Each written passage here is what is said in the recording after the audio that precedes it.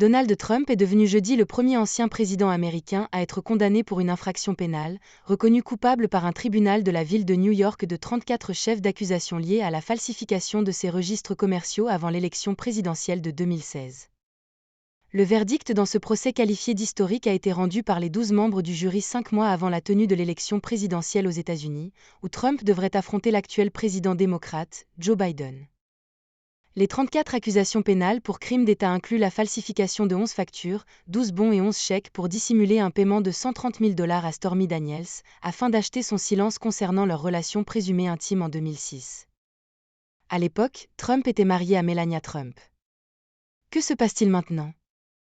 La sentence sera prononcée par le juge Juan Merchan le 11 juillet, quelques jours avant la Convention nationale républicaine dans l'État du Wisconsin, où Trump devrait être officiellement désigné candidat du Parti républicain à la présidence.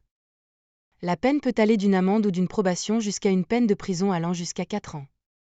Cependant, dans les cas où les accusés sont condamnés à une peine de prison pour un crime non violent de ce type, ce qui n'est pas la norme dans l'État de New York, ils reçoivent généralement 1 an ou moins.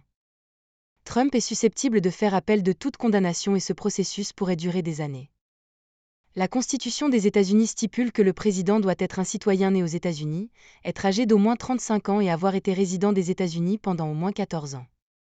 Elle n'interdit pas à un prisonnier ou à une personne en probation de se présenter à un poste public ou de devenir président. Et Trump pourrait prêter serment en tant que président même depuis la prison ou en assignation à résidence. Trump a utilisé le procès pour encourager sa base électorale, prétendant qu'il y a un complot politique pour l'empêcher de se présenter à l'élection présidentielle.